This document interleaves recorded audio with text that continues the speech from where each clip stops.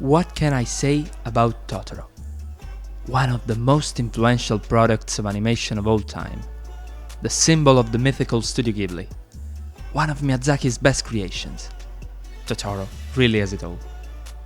But why is it so important amongst all of Miyazaki's works?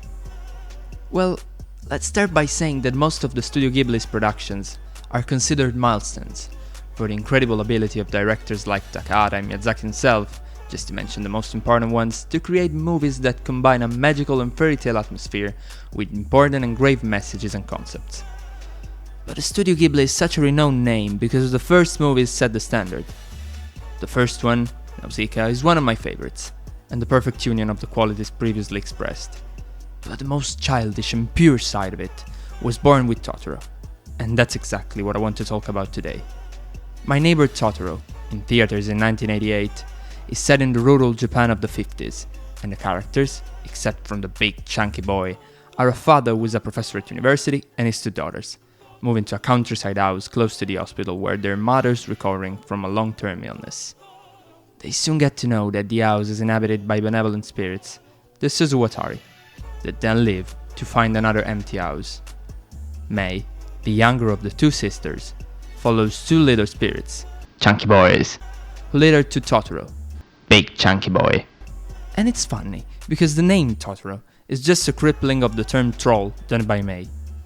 In fact, she thinks that the strange creature looks like the troll, Totoro, she's seen in her illustrated book, and thus she calls him Totoro.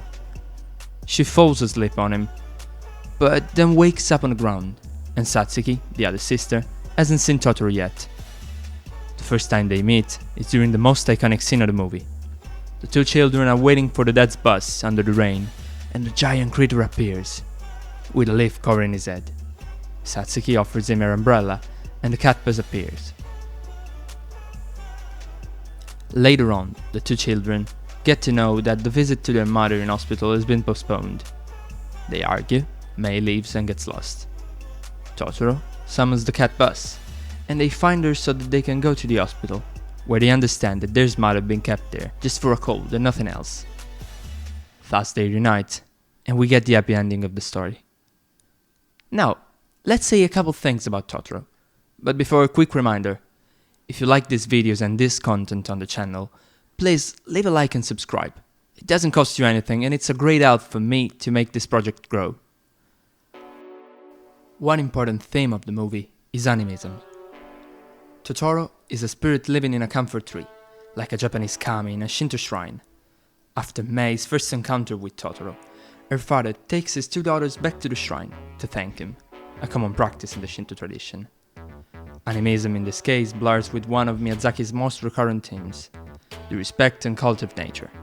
When Totoro receives the umbrella from Satsuki, he gives her in exchange some seeds, and they plant them.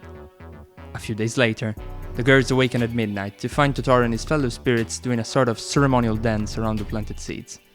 They join in, causing the seeds to grow into an enormous tree. And in the morning, the tree is gone, but the seeds have sprouted. Nature is anyway present throughout the entirety of the movie, which is, as we said, set in a very rural Japan in close contact with the forest. The idea of spirituality and nearness to nature is also conveyed by the unforgettable soundtrack composed by Joe Hisaishi, which stays as one of my favorites up to this day. The music in the Studio Ghibli movies in general is a consistent part of their magic, and many of the childhood memories linked to them that I have may also have come from there. Another fundamental thing about the movie is the idea of childhood and perception of the world. And the more I think about it, the more this concept reminds me of a very famous 19th to 20th century decadent Italian poet, Giovanni Pascoli. Pascoli, in Il Fanciullino, which dates back to 1897, explains that generally the adults seem to lose with time their imagination and sensibility toward marble. But Pascoli thinks that deep down, a little child, that's what Fanciullino means, lies in the soul of each man. Pascoli thinks that poetry must not have any specific aim other than trying to recognize the beauty in small and simple things, quenching a desire of happiness otherwise meant to be unsatisfied. I think Miyazaki's idea resembles pretty much to this concept. The children can see Totoro and interact with him, while their father can't. The kami decides to show himself to the pure souls of two children, still able to be in awe, to be amazed by the beauty of things and imagination. And that's it for today's video. I love the Studio Ghibli and I might want to bring some videos on some other works from them soon. Let me know if you like this one about Totoro here in the comments and tell me about your experience with the Studio Ghibli. Have you ever watched their movies? When did you start and so on?